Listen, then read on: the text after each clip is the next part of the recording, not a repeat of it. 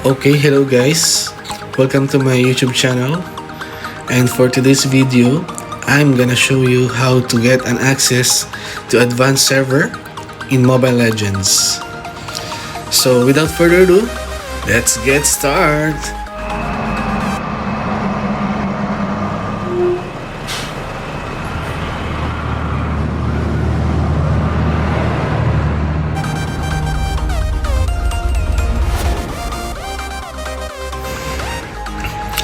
Okay, on this tutorial, I will go straight to the point. So first you need to do is to click this icon. This icon is the customer service of the game. So okay, we are here now in the customer service request form.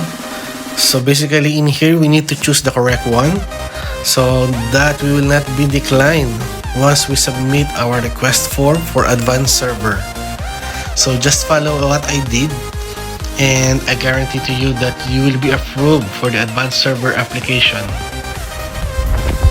So first that you want to choose is the bug reports, followed by applying to the advanced server. Then click how to get access to the advanced server. Of course, there will be a dislike and like button. Please click the like button and click tap to apply.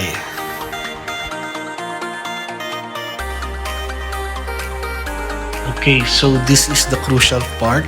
In here, you need to answer all the questions correctly or else you will be declined. Number 1, please put your country or region.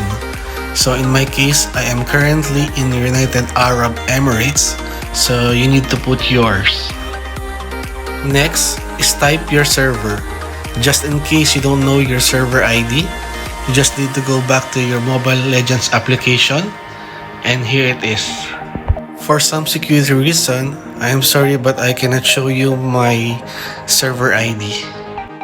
I will just type here 1234 just for example.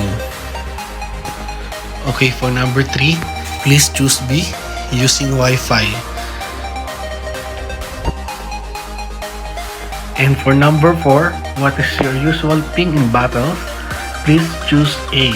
Choose the lowest ping or MS. Okay, number 5, what is your age? For number 6, what is your gender?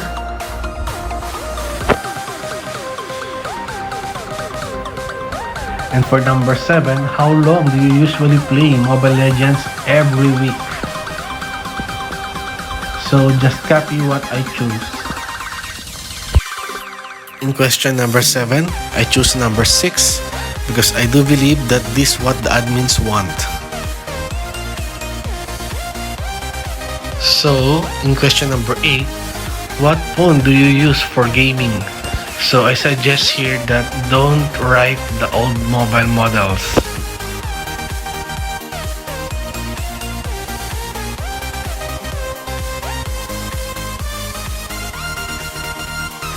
For question number 9, here are the correct answer.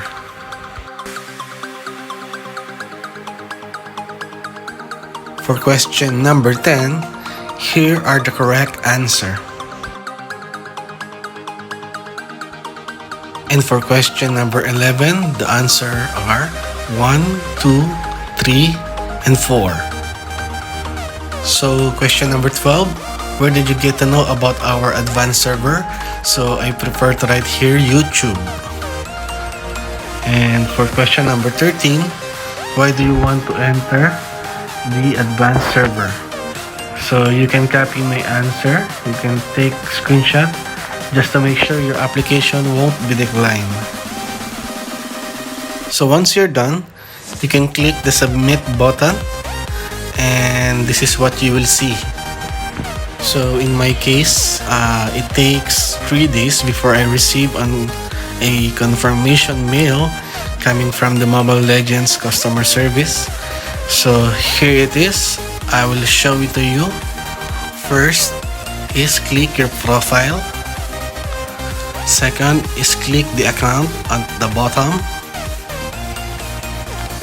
Lastly, once you are approved, you will see the advanced server button. Alright, if you find out that this video is helpful, please consider to hit the like and share and subscribe button. And if you do that, I will really appreciate.